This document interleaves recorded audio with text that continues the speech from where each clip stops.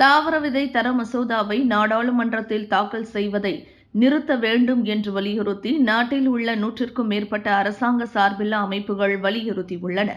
வெளிப்படையான செயல்முறை மற்றும் அனைவருடனும் விரிவான ஆலோசனை இல்லாதது இந்த மசோதா பல சந்தேகங்களை ஏற்படுத்துவதால் இந்த மசோதா நிராகரிக்கப்பட வேண்டும் என அவை கேட்டுக்கொண்டன.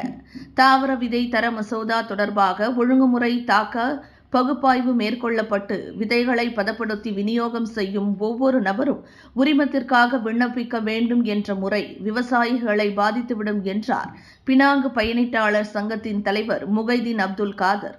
தாவர விதை தர மசோதா மலேசிய தயாரிப்பு மூலம் வெளியிடப்பட்டுள்ளது. இந்த ஒழுங்குமுறை பகுப்பாய்வு இல்லாமல் வெளியிடப்பட்டது என்பதை இந்த அமைப்புகள் வலியுறுத்தியுள்ளன. எனவே விவசாயிகள் பாதிக்கப்படாமல் இருக்க உத்தேச புதிய சட்டத்தின் சரியான மதிப்பீடு மேற்கொள்ளப்பட வேண்டும். சிறு விவசாயிகள் விதைகளை சேமித்தல், பகிர்தல் மற்றும் சிறிய அளவில் விற்பனை செய்தல் குடும்ப உறுப்பினர்கள் மற்றும் நண்பர்கள் வேளாண் பல்லுயிர் மற்றும் வாழ்வாதாரத்திற்கு மிகவும் முக்கியமானவர்கள்.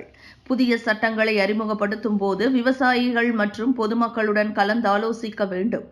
விவசாயிகளுக்கு உரிமம், கட்டணம் மற்றும் ஆய்வக சோதனைகளுக்கான செலவில் சாத்தியமான அதிகரிப்பு செய்ய வேண்டும். இந்த புதிய மசோதா வேளாண் பல்லுயிரியலில் எதிர்மறையான விளைவுகளை ஏற்படுத்தும். ஏனெனில் உரிமம் மூலம் அதிக பிரபலமான அல்லது லாபகரமான வணிக விதைகளுக்கு முன்னுரிமை அளிக்கப்படும்.